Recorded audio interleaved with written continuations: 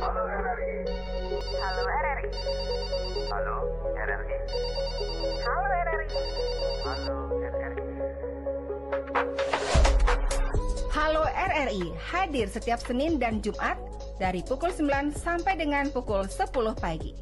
Anda bisa sampaikan semua keluhan, masalah, atau informasi melalui line telepon 0362 24644 atau WhatsApp 0811 399 9790 dan media sosial RRI Singaraja. Suarakan masalah Anda dan temukan solusinya bersama Halo RRI.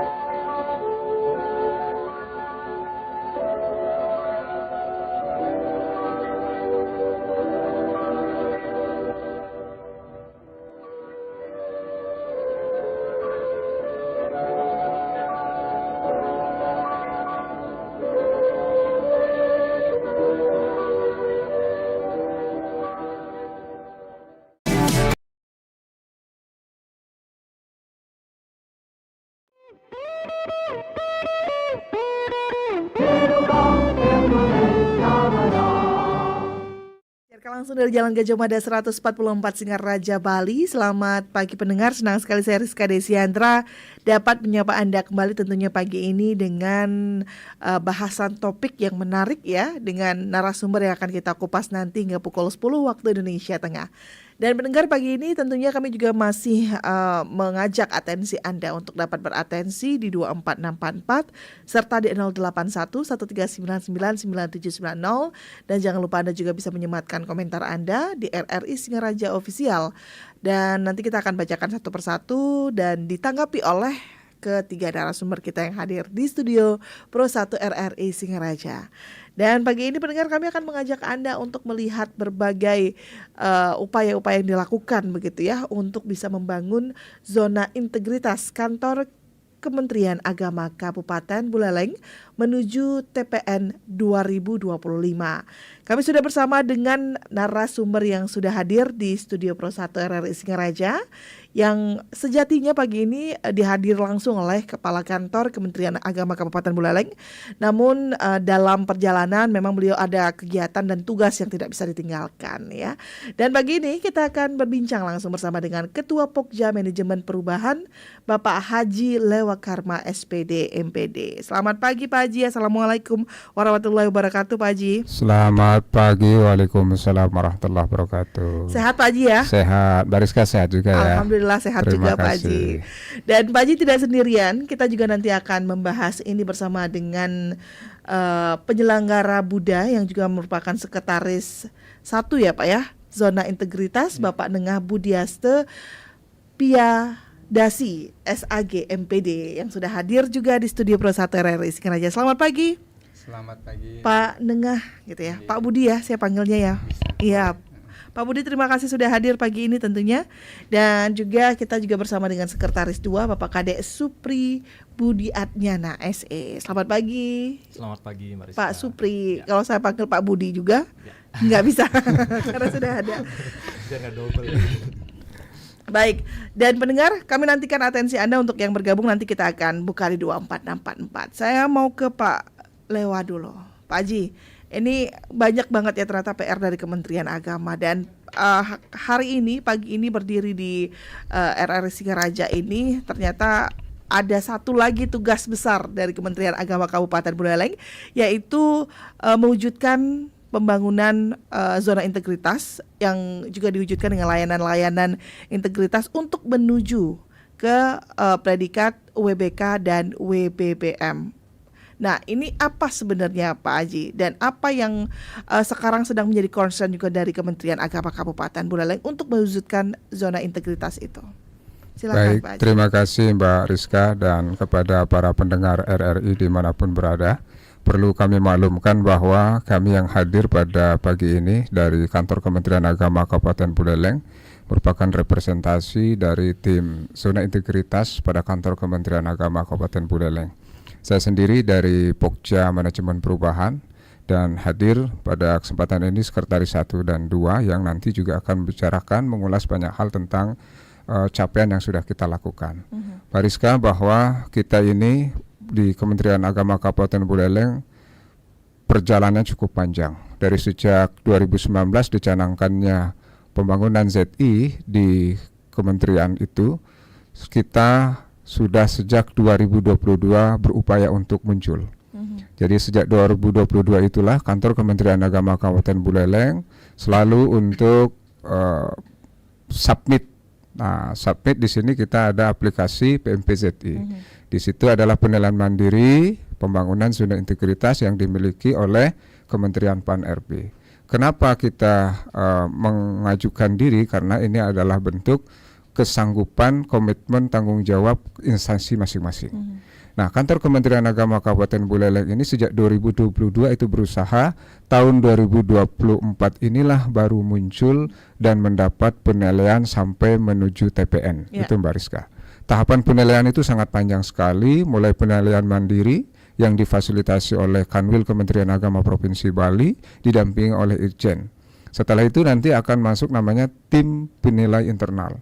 Tim penilai internal ini sendiri adalah mereka-mereka yang berasal dari tim Irjen ya. Jadi kami setelah proses ini berjalan nanti baru akan layak atau tidak layak. Dan sekarang ini setelah menurut tim penilai internal ini selesai, kita masuk ya. Kemarin ada kurang lebih 90 awalnya yang dinilai oleh Sekjen, awalnya itu 90 satker, kemudian tersisa 43 satker, sekarang tersisa 30 satker, kita termasuk di dalamnya menuju penilaian yang akan diagendakan oleh tim penilai nasional dari Kementerian Pan-RB. Nah, sesungguhnya apa maksud dan tujuan penilaian ZI ini Mbak Rizka adalah kita sedang menjalankan amanah undang-undang. Jadi undang-undang yang kita laksanakan adalah salah satunya adalah undang-undang tentang pelayanan publik. Bahwa seluruh aspek pelayanan yang diberikan oleh kementerian atau instansi terkait itu harus memenuhi pelayanan publik. Pelayanan publik di mana publik yang kita hadapi hari ini adalah publik yang membutuhkan pelayanan cepat, mudah, gratis, dan aman menyenangkan. Oleh sebab itu maka seluruh aspek pelayanan yang kita berikan itu dilandasi oleh regulasi yang ada. Selain itu kita juga menjadi representasi dari penyelenggaraan pemerintahan yang bersih ya, good governance dan clean governance. Jadi pemerintahan yang bersih dan pemerintahan yang bagus. Oleh sebab itu, kalau Kementerian Agama Kabupaten Buleleng mampu menerapkan pelayanan publik dengan konsep-konsep regulasi yang sudah ada, harapan kita masyarakat nanti tidak lagi mengeluhkan pelayanan kita. Tidak lagi mereka susah dalam mendapatkan maksud dan tujuan pelayanan di kantor pemerintahan, khususnya di Kementerian Agama Kabupaten Buleleng. Adapun segmen pelayanan yang kita lakukan itu banyak sekali. Dan nanti juga akan dibantu oleh teman-teman, karena kalau dalam perubahan itu ada, dalam manajemen perubahan saja itu baru satu standar layanan. Kita di ZI ada 6 layanan. Dan 6 layanan itu nanti harus kita penuhi dan semua nilainya harus baik. Ya. baru bisa masuk nanti dalam penilaian nasional itu, Mbak. Itu mungkin gambaran umumnya nanti akan diberikan oleh Pak Budi selaku Sekretaris 1, dan juga nanti secara teknis apa-apa yang sudah kita lakukan akan disampaikan oleh Bapak Kadek Supri. Iya, baik. Sebelum kita ke Pak Kadek Supri, saya mau ke Pak Budi dulu. Pak Budi, dari apa yang disampaikan oleh Pak Haji lewat tadi, sampai dengan saat ini apa saja yang sudah menjadi konsen untuk program-program menuju zona integritas di Kementerian Agama Kabupaten Buleleng ini? Silakan Pak Budi. Baik, terima kasih Mbak Rizka. Terima kasih Pak Haji. Ya. Nah, tadi sudah menyampaikan sedikit tentang bagaimana pembangunan ZI di Kemenag Buleleng. Mungkin sebelum kami menyampaikan sesuai dengan flyer tentang pembangunan ZI Kemenag Buleleng menuju TPN tahun 2025, ada baiknya kami tim dari Kemenag Buleleng akan menyampaikan sedikit gambaran secara umum apa sih sebenarnya pembangunan ZI itu. Nah, pembangunan ZI atau pembangunan zona integritas ini tidak lain adalah merupakan tindak lanjut pelaksanaan reformasi birokrasi yang pada umumnya menekankan pada 3 hal, yaitu perubahan mindset, culture set, perbaikan sistem, dan peningkatan kualitas pelayanan publik. Nah, para pendengar yang berbahagia, sebenarnya landasan hukum yang kita gunakan atau dasar hukum yang kita pedomani merupakan suatu amanah seperti yang disampaikan oleh Pak Haji tadi, yang sebenarnya harus kita laksanakan selaku unit atau satker di Indonesia, instansi pemerintah. Nah, adapun landasan hukum atau peraturan yang kita pedomani, kita laksanakan dalam pembangunan zona integritas ini adalah salah satunya adalah yang mungkin rekan-rekan pernah baca atau melalui media sosial, yaitu tentang Peraturan Presiden Nomor 81 Tahun 2010 tentang Grand Design Reformasi Birokrasi 2010 sampai dengan 2025. Nah, Bapak Ibu Saudara pendengar, ini sebenarnya Grand Design ini secara tuntas, secara spesifik sebenarnya yang harus dilaksanakan oleh semua instansi.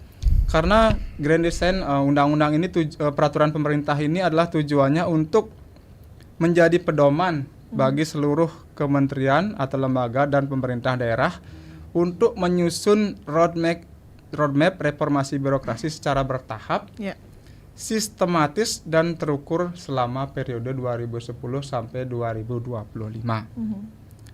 Nah, latar belakangnya apa sebenarnya? Nah, latar belakangnya kita sering juga ketahui bahwa birokrasi di Indonesia ini menghadapi berbagai masalah selama ini. Salah satunya masih tumpang tindih fungsi, rendahnya akuntabilitas, budaya kerja yang masih lemah, dan masih tingginya praktik KKN. Nah, latar belakang lainnya, reformasi birokrasi dianggap kunci untuk memperbaiki kinerja pemerintah, meningkatkan pelayanan publik, dan memperkuat tata kelola yang baik. Nah, visi dari peraturan Presiden yang merupakan Grand Design Reformasi Birokrasi ini adalah terwujudnya pemerintahan kelas dunia atau World Class Government, yaitu konsep pemerintahan yang memiliki standar kinerja yang tinggi, diakui secara internasional, serta mampu memberikan pelayanan publik yang unggul, bersih, efektif, responsif terhadap kebutuhan masyarakat, sehingga dapat meningkatkan kepercayaan publik, mendukung pertumbuhan ekonomi, menciptakan masyarakat adil, makmur, sejahtera melalui tata kelola pemerintahan yang unggul. Nah, ini sebenarnya yang sedikit kita informasikan tentang pembangunan ZI atau zona integritas pada instansi-instansi pemerintah. Nah, untuk sementara itu kami bisa sampaikan, dan mungkin secara detail nanti kita berbincang untuk selanjutnya. Ya, baik. Saya mau ke Pak Supri. Nah, Pak Supri tadi sudah dijelaskan juga bagaimana ZI begitu, dan pelayanan-pelayanan apa yang akan menjadi fokus dari Kementerian Agama Kabupaten Buleleng begitu ya, untuk sampai dengan saat ini, terutama untuk bisa menambah poin progres percepatan ini bisa berjalan sesuai dengan arahan dari pemerintah pusat? Baik, di sini saya akan menambahkan terkait dengan hal-hal apa saja yang sudah dilakukan oleh Kementerian Agama Kabupaten Buleleng, khususnya di internal kami. Pertama-tama sebelum kita dalam pembangunan zona integritas ini, kita harus menguatkan di lingkungan internal kita terlebih dahulu. Jadi untuk mencapai predikat WBK ini kita harus kuat dalam internal kita sendiri, sehingga fokus utama di kantor Kementerian Agama Kabupaten Buleleng di periode awal itu kita menguatkan budaya kerja atau merubah mindset yang awalnya mindset ASN itu dilayani oleh masyarakat, sekarang berubah menjadi kita yang melayani masyarakat itu sendiri.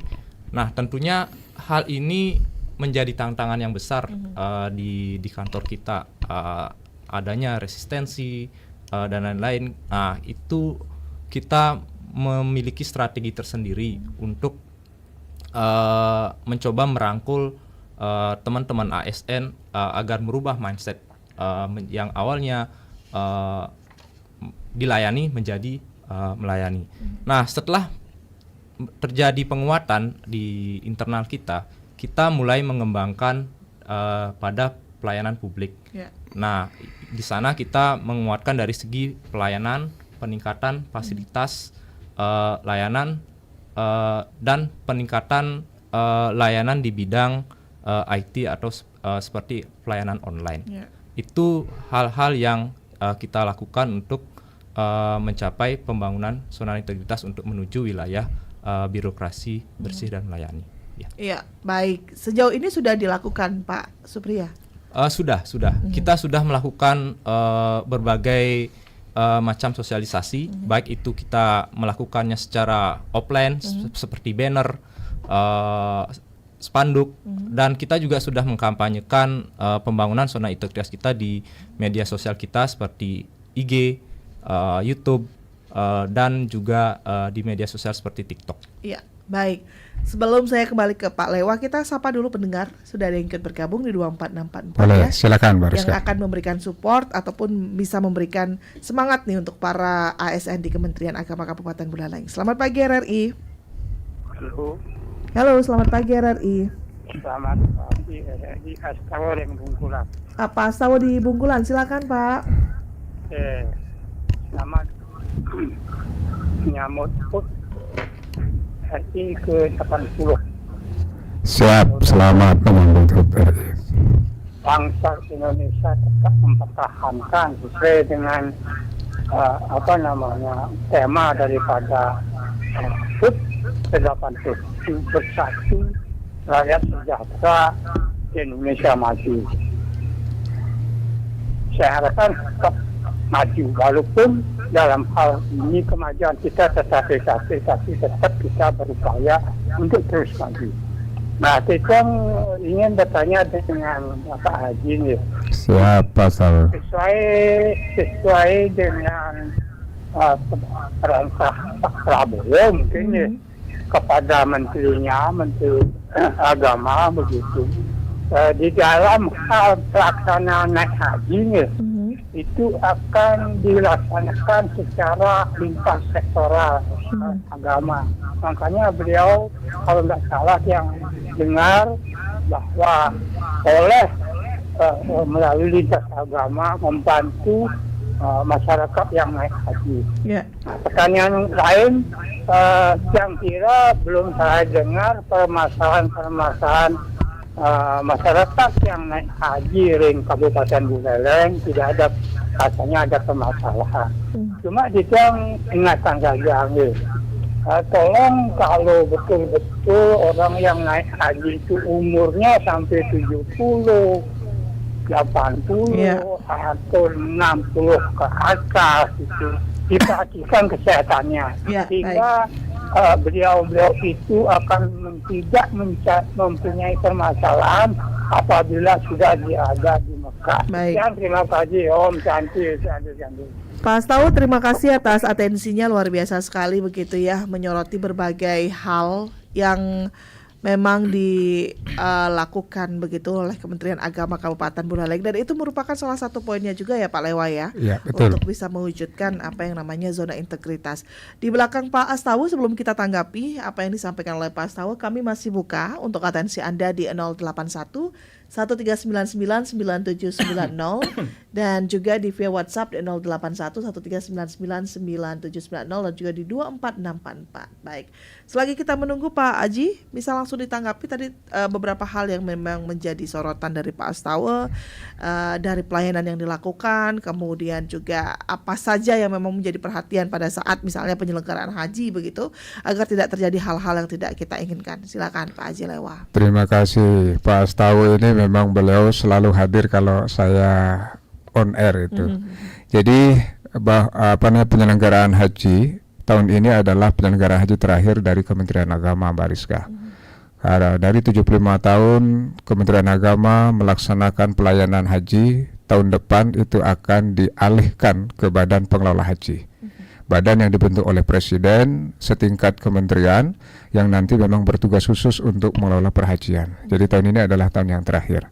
Nah, masalah pertanyaan tadi, apakah kemudian upaya melaksanakan pelayanan haji ini sudah melibatkan lintas sektoral? Iya. Kenapa saya katakan iya? Sejak awal kita tidak bekerja sendiri. Satu, urusan keimigrasian itu berkenaan dengan paspor dan visa, itu kita tentu tidak bisa menyelesaikan di Kementerian Agama, tapi diselesaikan oleh teman-teman dari kantor imigrasi. Itu udah setiap tahun kita mesti harus ada koordinasi dan kerjasama ke sana.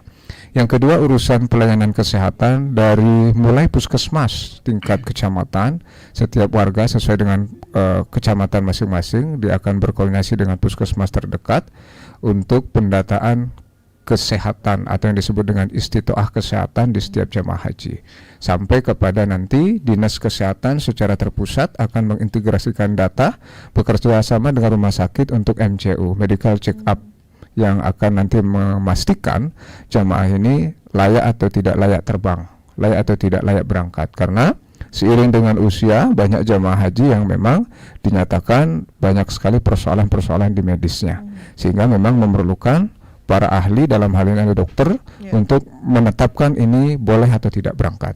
Jadi lintas sektoral kita libatkan, termasuk berkenaan dengan penyelenggaraan haji, kita melibatkan pemerintah daerah dalam kaitan dukungan bagaimana supaya jamaah haji ini mendapat support, motivasi, moral dan material. Dan alhamdulillah pemerintah daerah juga sangat apresiat dengan program penyelenggaraan haji. Setiap tahunnya, setiap pemberangkatan dan pemulangan selalu menghadirkan pemerintah daerah. Kemudian lintas agama misalkan, ya, jadi sebenarnya kalau dalam penyelenggaraan, pemberangkatan dan penyambutan itu kalau kita lihat ya, kami kemarin kebetulan mengantar jamaah haji sampai ke asrama haji Sukolilo Surabaya, itu yang unik, misalkan jamaah dari NTT itu, pemerintah provinsi kabupatennya hadir. Itu yang notabene Katolik, Kristen itu hadir, dia mendampingi para jamaah melepas jamaah di asrama Sukolilo. Ya tentu karena ini perjalanan berdampak anggaran ya, jadi tergantung pemerintah daerahnya. Karena persoalannya kalau pemberangkatan, pengantaran ini memang tergantung nanti kan ada budgeting apa tidak untuk para pengantar dan seterusnya. Nah, tapi kalau di Bali kita diantar di sini udah luar biasa karena memang tidak ada anggaran khusus dari pemerintah daerah untuk mengantar, menjemput secara lebih lanjut. Nah, kemudian kembali ke istitoah jamaah, betul sekali bahwa usia lansia itu 65 tahun ke atas, Mbak Rizka. Jadi 65 tahun ke atas itu disebut lansia. 60 tahun ke bawah masih pemuda. Nah, jadi kita ini masih pemuda. Jadi lansia ini memang menjadi atensi kita. Kenapa? Karena memang salah satu tagline pengelolaan haji dari 3 tahun terakhir ini adalah haji ramah lansia dan disabilitas. Jadi mereka, para jamaah haji yang berangkat ke Tanah Suci dengan tadi itu kan catatan medis boleh berangkat, walaupun mereka kondisinya mungkin ada dengan bantuan kursi roda dan alat bantu lainnya, bantuan pengobatan dan sebagainya, itu tetap kita berikan kesempatan tapi dengan pendampingan yang melekat. Jadi ada tim lansia khusus yang membawakan kursi roda, yang mendorong mereka dan seterusnya, termasuk tenaga medis di setiap titik, mulai dari kloter, kemudian sektor, daker itu kita siapkan, sehingga memang upaya kita terutama pemerintah dalam mendampingi jamaah yang lansia disabilitas itu kita pastikan mendapat pelayanan. Tetapi namanya di tempat yang berbeda, tentu adaptasi terhadap lingkungan, kemudian cuaca di Mekah dan Madinah itu mengakibatkan jangankan jamaah, petugas saja harus melakukan penyesuaian. Bahkan di tahun 2023-2024 itu yang jamaah ada wafat, petugas juga ada wafat, karena memang situasi ekstrim dan penyesuaian yang harus memang kita sama-sama siap. Dan untuk tahun ini, alhamdulillah jamaah haji Kabupaten Buleleng dari 85 yang berangkat, termasuk dalamnya adalah petugas, kita laporkan 1 orang wafat, meninggal dunia itu tanggal 30 Mei yang lalu menjelang seminggu akan keberangkatan kegiatan prosesi haji. Jadi itu meninggalnya karena memang di situ katanya suasana panas, jadi penyelesaian suhu ya mungkin. Jadi karena di sini tanah air beda cuacanya, di situ malas makan, mungkin ya, karena perubahan keadaannya. Jadi karena tidak ada asupan makanan, mungkin kelelahan dan kecapean, akibatnya kemudian drop dan wafat di tanah suci. Tetapi 84 semua jemaah pulang dengan sehat dan selamat. Itu sebagai laporan. Tapi yang waktu berangkat dia kondisi medis dan rekam medisnya baik. Tapi mungkin karena kelelahan di tanah suci barangkali. Jadi tidak mesti yang berangkat di sini kondisinya kurang baik terus pulangnya kurang baik juga. Banyak yang berangkat sehat-sehat pulangnya malah sakit gitu. Atau sebaliknya yang berangkat kurang sehat pulangnya sehat. Jadi memang haji ini tidak bisa diukur secara material atau statistik angka saja, tetapi memang karena ini adalah ibadah suci, banyak hal-hal yang memang secara spiritual tidak bisa diterjemahkan atau dibahasakan secara langsung gitu. Baik. Itu Mbak Rizka, makasih. Ya. Baik, terima kasih tanggapannya Pak Jilewa Karma. Pak Budi ingin menambahkan dari apa yang disampaikan oleh Pak Astawa tadi di Bungkulan, mungkin silakan. Oh iya, baik, saya tambahkan sedikit mungkin karena ini spesifik ke masalah haji. Jadi mungkin kami sedikit tambahkan karena ini adalah area pelayanan publik yang tentunya kita juga melakukan pelayanan yang khusus. Nah seperti tadi disampaikan oleh Pak Haji Lewa, dalam PTSP kita, PTSP Pelayanan Terpadu Satu Pintu di Kementerian Agama Kabupaten Buleleng, salah satu cara untuk melayani kaum rentan begitu, baik itu yang usia lanjut maupun disabilitas. Kita juga sudah mempersiapkan layanan khusus bagi beliau-beliau yang mengalami istilahnya tuh usia lanjut atau kelompok rentan maupun disabilitas. Nah itu sekaligus sebagai informasi kami bahwa kami di Pelayanan Terpadu Satu Pintu Kemenag Buleleng sudah mengadakan upgrade baik dalam skala kualitas pelayanan maupun sarana dan prasarana. Mungkin itu tambahan. Oke, baik, terima kasih Pak Budi. Pak Supri ingin menambahkan? Ya, mungkin dari segi layanan tadi seperti yang disampaikan Pak Ngah, memang kita selalu berupaya untuk meningkatkan kualitas pelayanan kita. Nah, ini merupakan juga salah satu tuntutan di pembangunan zona integritas seperti yang ada di tema hari ini. Jadi setiap tahun kita selalu mengupayakan hal yang terbaik atau pelayanan yang terbaik kepada masyarakat. Masukan demi masukan kita tampung dan kita kolaborasi dengan tim internal apa yang menjadi yang terbaik untuk pelayanan masyarakat. Nah, seperti halnya yang sudah kita upgrade di PTSP itu di tahun ini, yang pertama kita sudah memberikan fasilitas guiding block itu untuk fasilitas untuk orang difabel yang tunanetra. Ya. Terus selanjutnya kita juga siapkan parkir difabel, layanan prioritas untuk kelompok rentan seperti ibu menyusui, anak-anak, orang tua dan kaum difabel. Nah, di sana juga kita menyiapkan ruang tunggu untuk prioritas yang dikhususkan untuk orang-orang difabel, jalur landai. Alat bantu juga kita persiapkan di sana seperti alat dengar, tongkat, dan juga kursi roda. Di samping itu juga sebagai prioritas kita untuk kaum difabel, kita juga menyediakan toilet untuk difabel. Disabilitas. Ya, dan juga kita menyediakan di sana di toilet difabel itu tombol panic button apabila terjadi keadaan darurat ketika orang yang Pengguna kelompok layanan. rentan itu terjadi masalah di toilet. Itu tambahannya. Ya, baik, terima kasih Pak Supri atas tanggapannya. Dan kita akan sapa kembali pendengar di 24 di via WhatsApp ya. Sudah ada yang bergabung, Pak Narte Ariante. Selamat pagi Pak Narte. Iya. Iya, silakan Pak Narte. Dari Departemen Agama ya. Dari Kementerian Agama Bapak, silakan. Oh ya. Pak Narte, sebelumnya bisa diperkecil dulu untuk volume radionya Pak Narte. Oh ya. Nggih, ada feedback di studio kami. Silakan Pak. Oke. Nggih. Ya, silakan Bapak. Selamat menyongsong HUT proklamasi ke-80. Semoga kita sehat walafiat, Indonesia maju bersatu.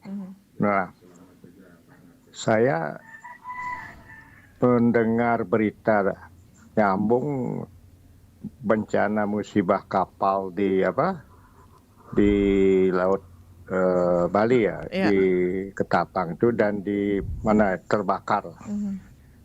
Nah, saya berpikir dari sudut pandang agama, karena ada lintas agama tadi, mungkin ini apakah topiknya kena, sehingga saya berpikir lintas agama, siapa yang punya ide, apakah pemerintah daerah, antar pemerintah daerah, secara skala niskala, cara dalam konteks agama, adalah upacara bersama berdoa untuk keselamatan, pelayaran, atau kalau secara Hindu itu mekelem lah di Betara Baruna untuk mohon keselamatan.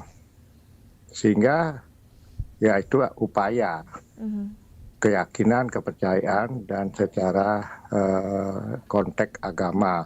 Masing-masing agama pasti akan mempunyai cara menyampaikan doa untuk keselamatan. Nah, itu mohon untuk mungkin sebagai catatan untuk tidak terjadi berulang, memang kehendak alam dan sarana dari segi kelayakan berangkat atau berlayar. Nah, terakhir, gimana saya sering mendengar, ya mudah-mudahan intoleransi ini tidak terjadi, tetap toleransi antar agama Bhinneka Tunggal Ika.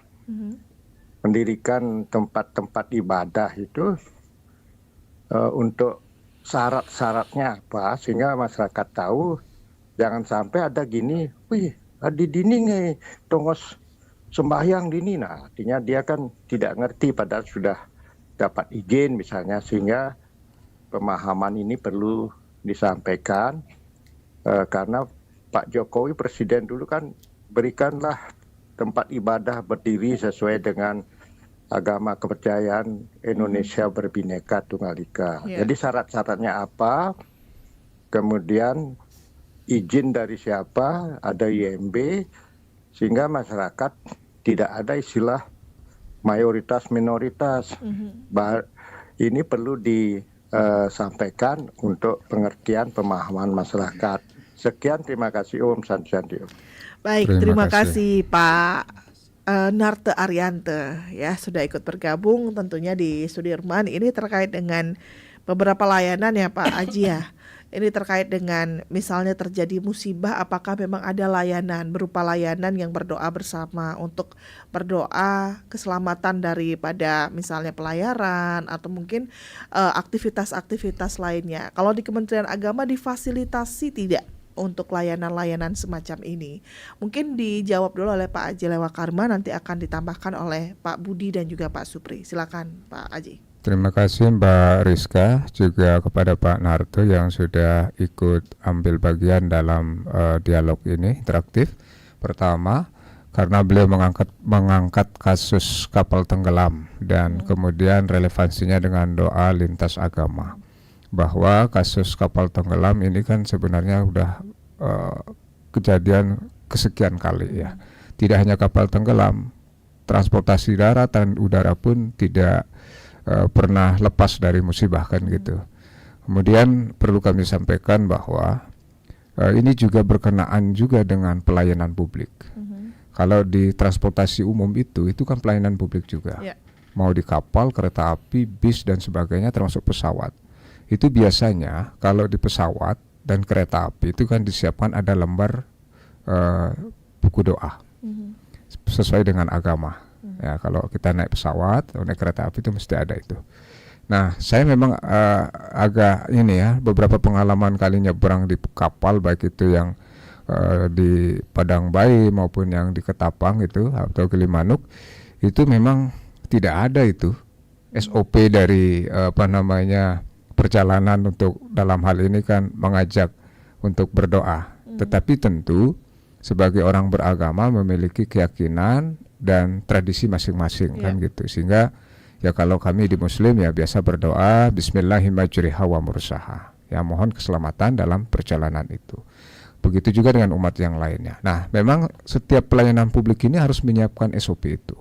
Dan kita di Kementerian Agama khususnya sebagai penjabaran dalam pelayanan publik mengajak seluruh umat dan termasuk internal kita sebagai yang disampaikan oleh Pak Desupri tadi, bahwa internalnya dulu dikuatkan. Masing-masing umat khususnya itu berdoa sesuai dengan cara dan tradisi agamanya masing-masing. Kalau di Hindu ya di pura, kemudian di Muslim di musola, dan teman-teman yang lain menyesuaikan. Dan terkhusus setiap Senin pagi kita ada apel dan kita berdoa bergilir sesuai dengan tugas masing-masing agama, lintas agama di situ berdoa. Dan ini kita lakukan memang sebuah keyakinan bahwa satu, menjaga moderasi dan toleransi. Yang kedua, bahwa kita tetap dengan bahasa yang berbeda, tetapi kita yakin bahwa Tuhan pasti akan mengabulkan permohonan kita. Itu untuk upaya kita di dalam hal memperkuat mental spiritual di internal. Kemudian di eksternal, kita apapun pelayanan yang kita berikan itu kan sebenarnya bagian dari kerangka ibadah. Dalam agama, ibadah ini adalah merupakan tugas suci. Jadi hari ini kami datang ke RRI ini ibadah juga. Ibadah dalam hal menjalankan tugas mulia dari kantor Kementerian Agama, memberikan informasi kepada masyarakat terkait dengan pelayanan kami ada di kantor. Begitu juga ketika kemudian teman-teman di kantor ada yang bertugas sebagai security, sebagai petugas PTSP, kami di ruangan, teman-teman di lapangan, semua dalam rangka ibadah. Sehingga pelayanan yang kami berikan itu adalah pelayanan berdampak yang nantinya bisa dirasakan manfaat dan menyenangkan. Nah, kalau ada kemudian proses layanan kami dan aparatur kami tidak menyenangkan dalam memberikan pelayanan, tidak memuaskan dalam memberikan pelayanan, berarti dia ragu-ragu ibadahnya itu. Tidak tuntas beragamanya itu, Mbak Rizka. Jadi kita tidak bicara sekedar agama itu sebagai kemudian jargon saja, tetapi harus diimplementasikan dalam bentuk pelayanan, salah satunya tugas dan fungsi kita sebagai ASN Kementerian Agama. Kemudian di tempat terpisah dari kantor Kementerian Agama juga selalu mendukung pelayanan keagamaan. Kita ada penyuluh agama, lintas agama ya, yang mereka diundang bahkan ditugaskan untuk mendampingi masyarakat dalam hal urusan keagamaan dan urusan kemasyarakatan. Baik itu yang sifatnya membina umat, mendampingi umat, membimbing umat, bahkan memimpin doa sekalipun. Itu yang memang tusi yang melekat pada setiap kita. Bahkan kita-kita yang bukan penyuluh agama, karena dianggap orang di Kementerian Agama, dianggap memiliki kapasitas untuk itu. Jangan salah Mbak Rizka, nanti kita kadang-kadang mesti bisa didaulat oleh masyarakat untuk memimpin acara atau upacara keagamaan karena kita dianggap orang Kementerian Agama. Tapi tidak salah Mbak Rizka, dan kita harus siap. Yang berikutnya, pemerintah misalkan Kementerian Agama itu sekarang selalu menjadi rujukan kalau ada kegiatan-kegiatan formal secara nasional, pemerintah daerah kan mengundang doa atau yang pembaca doa dari kantor Kementerian Agama. Kalau ada penyumpahan pejabat atau rotasi, mutasi, promosi jabatan di instansi, Kementerian Agama selalu diminta sebagai rohaniwan. Nah, artinya apa? Kami selalu mengajak dan selalu mengedepankan doa sebagai salah satu upaya spiritual kita untuk memastikan keselamatan kita di dunia sampai di akhirat nanti. Itu Mbak Rizka. Jadi ini pelayanan yang kita lakukan hari ini pun dalam rangka untuk menjalankan misi dan tugas mulia itu. Itu ibadah. Yang kedua, masalah pendirian tempat ibadah tadi disinggung oleh Pak Narte bahwa tempat ibadah ini masing-masing agama tentu memiliki ketentuan ya, dengan mekanisme yang sudah ditentukan juga oleh peraturan yang berlaku. Itu menyangkut ada kesepakatan bersama ya dari Kementerian Agama, kemudian juga Kementerian Dalam Negeri. Kementerian Dalam Negeri ini kemudian mendisposisi tugas itu kepada pemerintah daerah, dalam hal ini Kesbangpol dan FKUB. Nah, sejauh yang saya amati, FKUB selalu terlibat di dalam urusan pendirian rumah ibadah, agama apapun itu. Ibadah, mau tempat ibadahnya orang Islam, Hindu, Buddha, Katolik, Kristen, pasti difasilitasi oleh FKUB dengan melibatkan ormas keagamaan. Dalam hal ini MUI kalau di Islam, PHDI kalau di Hindu, dan seterusnya. Jadi kami memperhatikan tugas-tugas ini sudah kita laksanakan. Hanya saja memang upaya yang kita lakukan ini belum mungkin sepenuhnya bisa difahami, diketahui oleh masyarakat, sehingga wajar kalau ada ria, ada mungkin penolakan, ada juga kontradiksi terkait dengan kebijakan yang diambil oleh Kementerian Agama bersama stakeholder terkait. Oleh sebab itu memang salah satu upaya kami bahwa pendirian rumah ibadah ini bagian daripada layanan kita, Pak Supriya, yang memang kita harapkan tidak boleh menjadi sebab persoalan dalam pelayanan Kementerian Agama. Tapi karena ini melibatkan banyak stakeholder, memang tidak bisa kita bekerja sendiri, sehingga harus hati-hati, harus dengan pertimbangan, dan tentu dalam hal ini mempertimbangkan penyanding. Biasa kita membangun saja, IMB itu kan harus ada penyanding kiri kanan depan belakang, baru membangun fisik. Belum, jangankan tempat ibadah, rumah atau gedung apapun itu mesti kita juga ada penyanding, apalagi tempat ibadah. Nah, tempat ibadah ini terkait dengan kepentingan, tujuan, manfaat, dan juga jumlah umat yang ada di sekitar itu. Sehingga kalau menurut saya kira memang saya setuju tidak ada mayoritas minoritas dalam pendirian tempat ibadah, tetapi memang tetap memperhatikan nuansa dan kerukunan ini, titik tekannya harus kita pertimbangkan. Oleh sebab itu semua pihak dilibatkan, Mbak Rizka. Kita tidak bekerja sendiri Kementerian Agama. Mungkin itu dari kami. Terima kasih Pak Aji untuk tanggapannya. Pak Budi, mungkin ada tambahan tanggapan mungkin Pak? Baik, saya menambahkan sedikit. Pak Narte, terima kasih. Ini merupakan bentuk perhatian Bapak juga kepada instansi Kementerian Agama, khususnya di Buleleng. Ya, menyimak tadi apa yang Pak Narte sampaikan, bagaimana sudut pandang agama gitu, mengangkat tentang kecelakaan atau musibah tenggelamnya feri di Selat Bali begitu.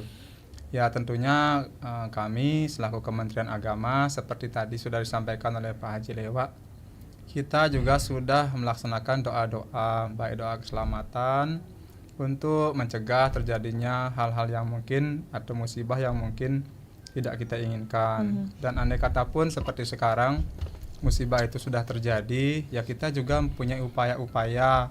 Tentunya kita juga mendoakan supaya bagaimana korban atau keluarganya dapat menguatkan dirinya terhadap musibah yang terjadi. Baik. Ya tentunya ini merupakan ya upaya-upaya kami juga dengan memberikan dukungan mental kepada pihak keluarga korban dari Kementerian Agama. Ya, untuk yang pertanyaan yang kedua mungkin di sini adalah terkait dengan pendirian rumah ibadah, supaya tidak terjadi intoleransi, tidak terjadi bahasa minoritas mayoritas. Nah, kebetulan ini Pak Narte, kemarin kami juga sudah melaksanakan rapat koordinasi yang diinisiasi oleh Kementerian Agama melalui Bapak Pimpinan, Bapak Kepala Kantor Kementerian Agama, dengan mengundang Ketua FKUB Buleleng, Ketua Kepala Kesbangpol Linmas, dan seluruh lembaga agama yang ada di Buleleng, dan juga termasuk juga tokoh-tokoh agamanya.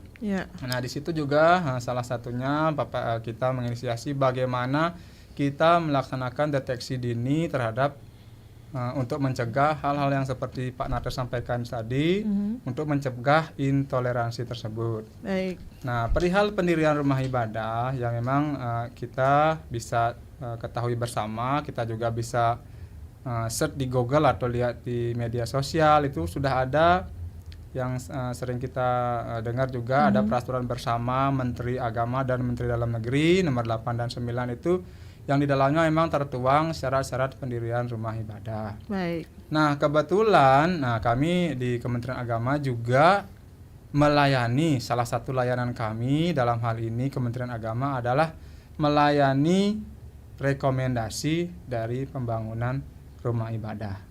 Ya, tentunya dengan syarat-syarat yang sudah tercantum dalam peraturan bersama Menteri Agama dan Menteri Dalam Negeri tersebut. Baik. Mungkin itu yang dapat Terima saya kasih Pak Budi atas tanggapannya. Pak Supri mungkin bisa menambahkan Pak?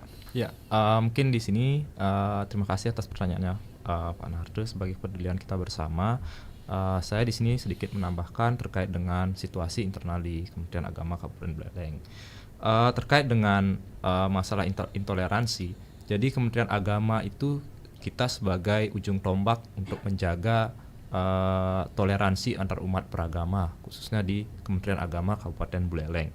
Nah, adapun hal-hal yang sudah kita lakukan di kantor Kementerian Agama Kabupaten Buleleng terkait dengan juga bagian dari pembangunan SETI ini sendiri, secara internal kita sudah membuat program-program yang mendukung terkait dengan toleransi antar umat beragama. Nah, salah satunya kegiatan yang kita lakukan di kantor Kementerian Agama Kabupaten Buleleng untuk meningkatkan rasa toleransi antar umat beragama pegawai, kita mengadakan kegiatan yang namanya Gaspul, Gerakan Sehat Peduli Lingkungan.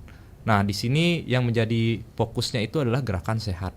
Gerakan sehat yang kita canangkan ini tidak hanya sehat secara fisik, namun secara rohani.